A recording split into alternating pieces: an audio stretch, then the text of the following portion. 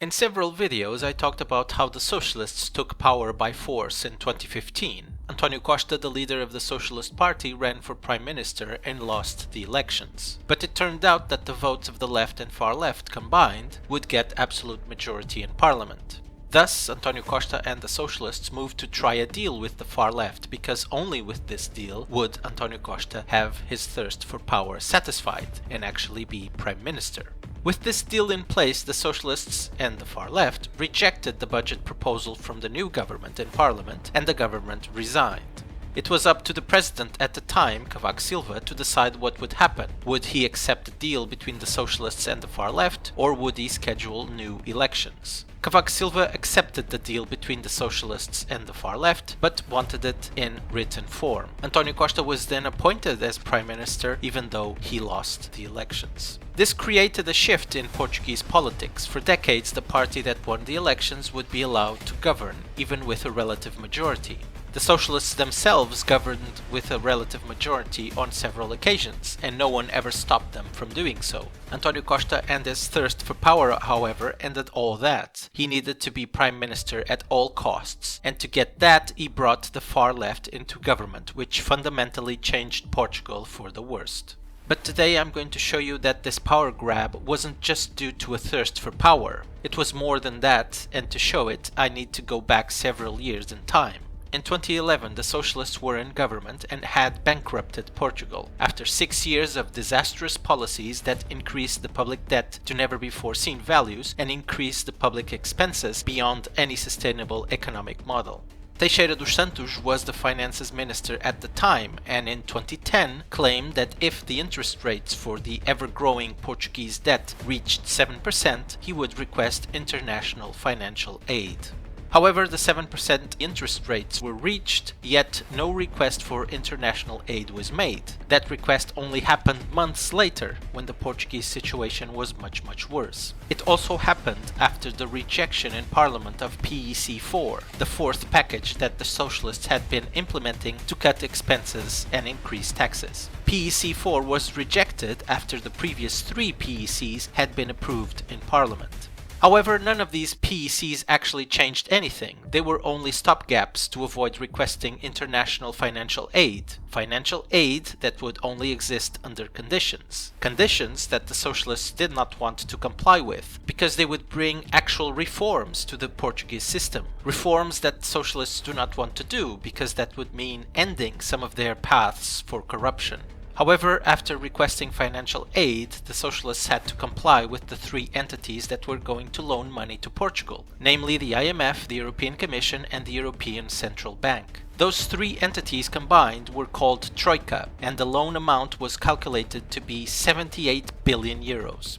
The Socialists signed the deal with Troika and the government resigned, something that prompted new elections. José Sócrates had claimed he was not going to govern with the IMF, but he ran for Prime Minister anyway, knowing very well that he would need to follow the deal that he and his government signed with Troika. However, the Social Democrats won the elections and made a coalition with the centre to have absolute majority in Parliament, in order to implement the deal with Troika. If the deal was not implemented, Troika would not send loan money to Portugal, and Portugal would be bankrupt. The new coalition government had no choice but to follow it. Now that I've explained the events that led to the Troika deal in 2011, let's understand why there was a power grab in 2015 and why it wasn't just a thirst for power from António Costa. With José Sócrates as Prime Minister and leader of the Socialist Party went on a spending and debt increase spree. At the end of 2009, the Socialist Party had a debt of 35 million euros, 32 million euros more when compared to the previous year. All by itself, the Socialist Party had a higher debt than all the other Portuguese parties combined. When António Costa became the leader of the Socialist Party in 2014, the Socialist Party was in dire straits, to a point where some of their buildings had the water and electricity cut, because the Socialists did not pay for those bills. In effect, after bankrupting the entire country, the Socialists were bankrupt themselves. And now you may ask, what can be done to prevent the bankruptcy of the Socialist Party? campaigning and winning elections, of course. So the socialists indebted themselves further to go out on campaign for the 2015 elections, betting that there was no way they could lose after 4 years of policies from the Troika deal implemented by the coalition government. But that's exactly what happened. António Costa lost the elections and the center and center-left coalition would form government again, although with a relative majority in parliament. António Costa and the Socialist Party were desperate. They needed to be in government at all costs to prevent the bankruptcy of the party, which is when they pursued a deal with the far left and not with the new government. Negotiating with the new government would mean António Costa would not be prime minister because the socialists had less votes. But when negotiating with the far left, the socialists had more votes, and that means a socialist government. This suited António Costa's thirst for power and the needs of the Socialist Party to be in government. Once in power, the socialists had access to everything they needed to prevent their bankruptcy, all at the expense of the Portuguese taxpayer. And they started preparing the law changes that would solve their problems. In 2017, the socialists proposed a change to the law for the financing of political parties. In Portugal, by law, fundraising for political parties was limited to 1,500 times the value of the social support index. With this change to the law, fundraising for political parties was now limitless. Also in Portugal, by law, political parties could request the return of the value-added tax in the political messaging category. However, with this law change, any political party could request the return of the value-added tax for any kind of political activity.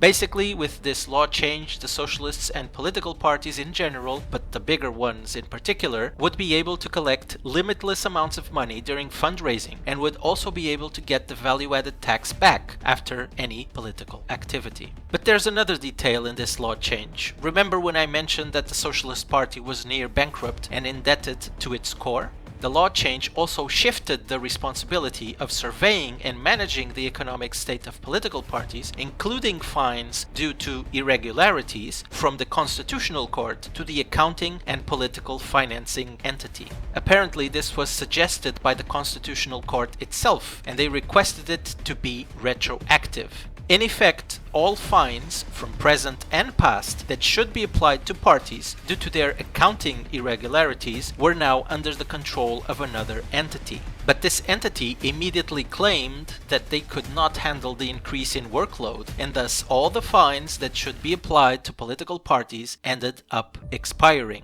This entity even issued a warning claiming that due to that lack of resources, the risk of the fines expiring was quite considerable. But that was the whole point. The Socialists and the Constitutional Court knew exactly that that would be the result. They give more workload to an entity without resources, so of course they would not do the necessary work and the fines would just expire. Exactly as the Socialist Party needed. They were in the most dire situation, the highest debt, the most irregularities in their books, and all of that disappeared with a simple law change. Although, to be fair, other parties benefited as well, such as the Left Bloc, the Communist Party and the Social Democrats. All of them wanted this law change and voted for it in Parliament. Marcelo Rebelo de Sousa rejected the first draft of the law change, but according to the Portuguese system, the president can only reject it once. If the parties in Portugal decide to send the exact same law change that was rejected, the president cannot reject it twice. And that's essentially what happened. The second time around, the law change was very much the same as the first, with the exception of the value-added tax return for all political activity. Everything else stayed exactly the same and was passed into law. And this is how the Socialist Party stopped being bankrupt. Not only did they leverage their position in government to renegotiate their debts with the banks, they also changed the necessary laws to guarantee that they could now receive limitless funds and that their accounting irregularities would not incur in any fines. This is how corrupt the Portuguese system is. This is what the socialists do to this country. They use the government as a proxy for their shady deals. They do not change laws to benefit the Portuguese people. They change the laws to benefit themselves. The power grab in 2015 was definitely related with the thirst for power of António Costa, but also the need of the Socialist Party to solve its own bankruptcy that was imminent.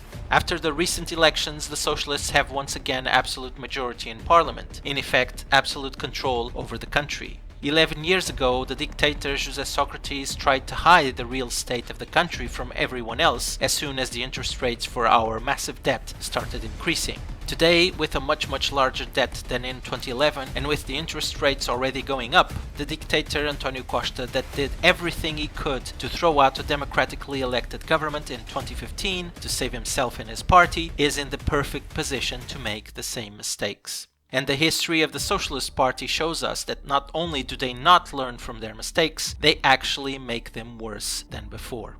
I hope you like this, and I'll see you next time.